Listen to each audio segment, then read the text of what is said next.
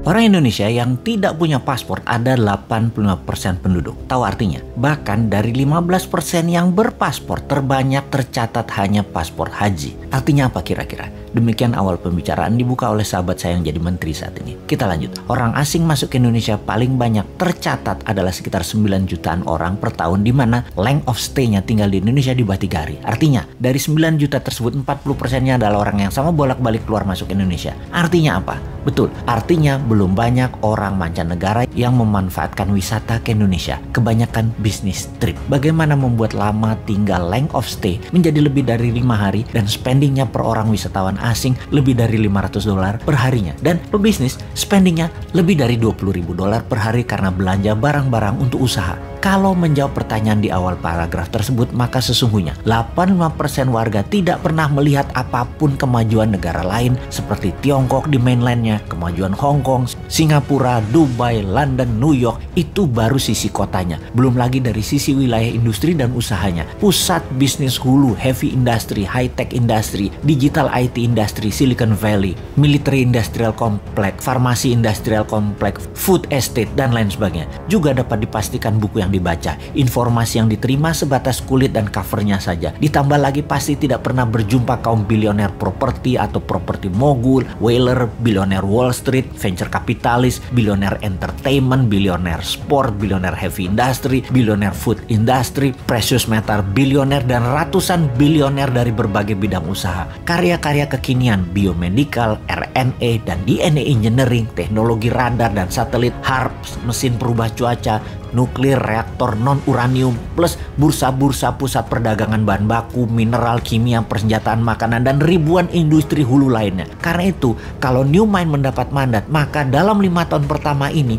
tahun terpenting untuk bisa membuat 10 juta orang lebih untuk belajar ke seluruh dunia dibayari negara. Di awalnya kirim 1 juta orang belajar ke Amerika, 1 juta orang belajar ke Tiongkok, dan 8 juta orang ke sisa dunia. Belajar sosial, sains yang terbanyak, teknologi, manufacturing, industri, dan semua hal untuk masa depan nanti terjadi. Ilmunya harus kita kuasai. Kenalkan kota, kenalkan negara lain, kenalkan kehidupan, dan kenalkan budaya lain, kenalkan masalah sosial dunia, kenalkan masalah lingkungan dunia. Indonesia harus paham detail, rinci, dan akurat. Pulang ke Indonesia, mereka tidak perlu ikatan dinas. Mereka menyebar langsung memenuhi kebutuhan dalam negeri atau membuat usaha menjadi pewirausaha di tanah air. Ada fasilitas pinjaman lunak untuk mereka memulai usaha. Sungguh, ilmu pengetahuan, pengalaman, serta keterampilan putra bangsa terbaiklah yang akan membuat Indonesia menjadi negara superpower di tahun 2045. Pendidikan dan pengetahuan berlanjut. Kampus-kampus akan punya guru terbang kalau dulu istilahnya. Sekarang dosen-dosen dari kampus ternama akan mengajari live streaming di semua kampus dengan nilai SKS yang besar dan kurikulum kampus. 40%-nya adalah dosen asing, di mana kampus akan digratiskan dan ditingkatkan kapasitas laboratorium serta tempat praktek menjadi 3 kali lipat dari sarana saat ini. Diharapkan dengan pendidikan di tingkat pengetahuan, keterampilan putra-putri bangsa Indonesia bisa menjadi kompetitif dengan ilmu terbaru, dengan ilmu kekinian, dan bisa mengadopsi masa depan dengan cepat. Ditambah lagi, tinggal di negeri orang akan membuka mata akan wilayah yang livable, yang sehat, suasana serta fasilitas yang akan diambil yang terbaiknya,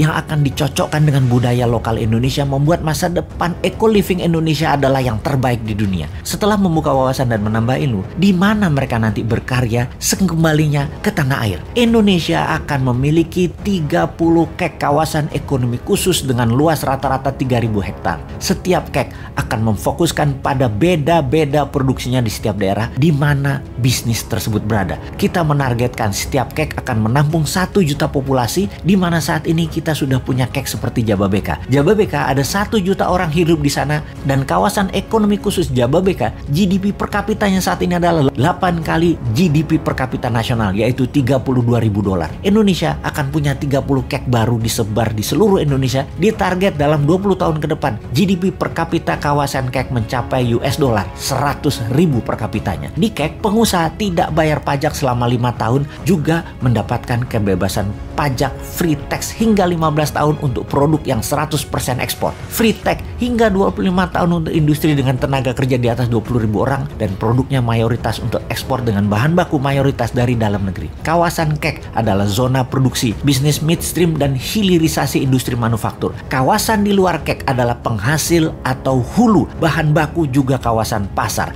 kita jelaskan agar lebih paham lagi dalam ilustrasi yang sederhana. Tiongkok adalah negara produsen. Indonesia adalah negara sumber daya alam, sumber bahan baku produksi. Indonesia dipaksa atau didesain jadi negara pasar finish produk Tiongkok. Bukti negara pasar. Transaksi Indonesia dengan Tiongkok, Tiongkok surplus alias Tiongkok untung. Jadi sekali lagi kita rangkum. Bahan baku SDA Indonesia dikeduk, dapat harga murah, finish produk dibalikin lagi ke Indonesia, dibeli dengan harga mahal banget. Negara tengah Tiongkok itu untung. Dia pegang modal, teknologi, dan finish produk. Indonesia yang punya sumber bahan baku dikadalin, dibeli Tiongkok dengan harga murah, lalu balik lagi dari hasil akhirnya dengan harga tinggi.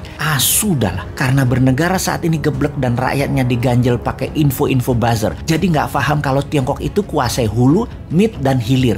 Kita yang ambiar. Jadi ke depan kita bagaimana? Ya seperti usulan di awal, buat kawasan ekonomi khusus, pakai printing money pembiayaannya. Kayak zaman Newman nanti adalah bagai Tiongkok yang kita geser ke dalam kawasan. Bahan bakunya dari dalam negeri, dikelola di dalam negeri, hasilnya untuk dalam negeri dan ekspor, itu baru jenius bernegaranya.